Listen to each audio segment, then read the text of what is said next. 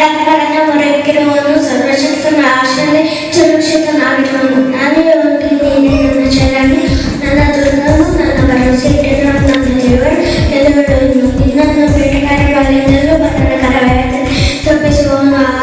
ಆತನು ನಿನ್ನನ್ನು ತನ್ನ ರೆಕ್ಕೆಗಳಿಂದ ಒದಗಿಸನು, ಆತನ ಪಾಕಗಳನ್ನು ಹರ್ಷಿಸಿಕೊಡಿ. ಆತನ ಸಂತತಿಯೇ ನಿನಗೆ ಕೇಳಿಯಾದ ಕುರಡಿಯೂ ಆಗಿದೆ. ಇರದಲ್ಲಿ ಪ್ರಯೋಗಿಸುವ ಯಾವತ್ತೂ ಆಗಲೇ ಯಾರಿಬ್ಬರು ಆರಿಬಿಡುವ ಕಾರಣಕ್ಕೂ ತನ್ನೆಡೆಯಲ್ಲಿ ಸಂಚರಿಸುವುದು. ವಿಪತ್ತು ಹಾನಿಕರವಾದ ಮಧ್ಯಾಹ್ನತೆ ಕೇಳುವ ಅಂಧಕಾರ ನಾವೇನಿಲ್ಲ. ನಿನ್ನ ಮಗನಿಗೆ 1000 ಜನರು ನಿನ್ನ ಬಲಗಡೆ 10,000 ಜನ ಸತ್ತೋಗಿದ್ದರು. ನಿನಗೆ ತಟ್ಟದು, ನಿನ್ನ ಮುಖಂಡ ಕಂಡು ತೊರೆದರೆ ಪ್ರತಿಷ್ಠೆ ಎಂಬುದಕ್ಕೆ ಸಾಕ್ಷಿಯಾಗಿದೆ.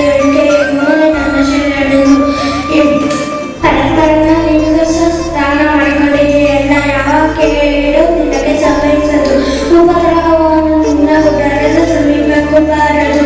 ನೀವು ನಿನ್ನನ್ನು ಕಾಯುವುದಕ್ಕೆ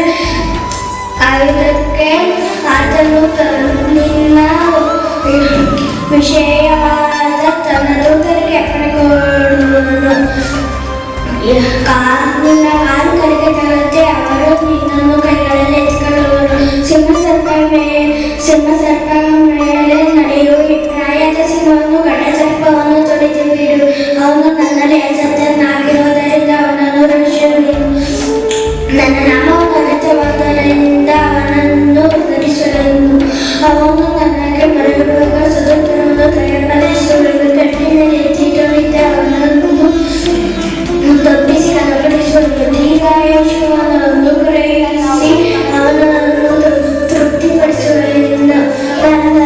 ನನ್ನ ವಿಶೇಷವಾದ ರಕ್ಷಣೆಯನ್ನು ತೋರಿಸುವನು. ಕೀರ್ತನೆ 91